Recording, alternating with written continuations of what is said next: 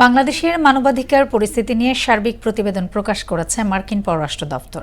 মঙ্গলবার প্রকাশিত ওই প্রতিবেদনে বলা হয়, ২০২৪ সালের আগস্টে গণঅভ্যুত্থানের পর বাংলাদেশের মানবাধিকার পরিস্থিতি স্থিতিশীল হলেও কিছু ক্ষেত্রে উদ্বেগ রয়ে গেছে। তবে পূর্ববর্তী সরকারের সময় মানবাধিকার লঙ্ঘনের জন্য দায়ীদের জবাবদিহির ক্ষেত্রে দায়ী মুক্ত ছিল বলেও প্রতিবেদন উল্লেখ করা হয়। ইশতিয়াক হোসেনের ডেস্ক রিপোর্ট। দেশের শাসন ব্যবস্থায় পট পরিবর্তনের পর বাংলাদেশে মানবাধিকার পরিস্থিতি স্থিতিশীল হয়েছে, তবে উদ্বেগ রয়ে গেছে কিছু বিষয়। ২০২৪ সালে বাংলাদেশের পরিস্থিতি নিয়ে যুক্তরাষ্ট্রের পররাষ্ট্র দপ্তরের বার্ষিক প্রতিবেদনে এ তথ্য উল্লেখ করা হয়।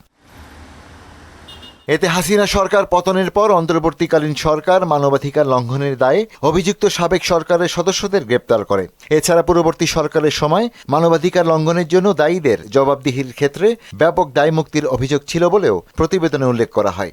একই সঙ্গে জুলাই আগস্ট আন্দোলনে ছাত্রলীগ গুরুতর মানবাধিকার লঙ্ঘনের ঘটনা ঘটায় বলেও যুক্তরাষ্ট্রের এর প্রতিবেদনে বলা হয়। গত জুলাই মাসে টানা কয়েক সপ্তাহের ব্যাপক ছাত্র আন্দোলন এবং পুলিশ ও আওয়ামী লীগের যুব সংগঠনের সঙ্গে সংঘর্ষে শত শত মানুষের নিহত হওয়ার পর ৫ আগস্ট শেখ হাসিনা দেশ ছেড়ে পালিয়ে যান। এরপর ৮ আগস্ট নোবেল বিজয়ী ডক্টর মোহাম্মদ ইউনূসকে প্রধান উপদেষ্টা করে অন্তর্বর্তীকালীন সরকার গঠন করে রাষ্ট্রপতি। পূর্ববর্তী সরকারের সময় যেসব বড় ধরনের মানবাধিকার লঙ্ঘনের অভিযোগ পাওয়া যায় তার মধ্যে আছে বেআইনি বা ইচ্ছাকৃত হত্যা, গুম, নির্যাতন, নির্বিচারে গ্রেপ্তার বা আটক সহ মতপ্রকাশ ও গণমাধ্যমের স্বাধীনতায় বাধা।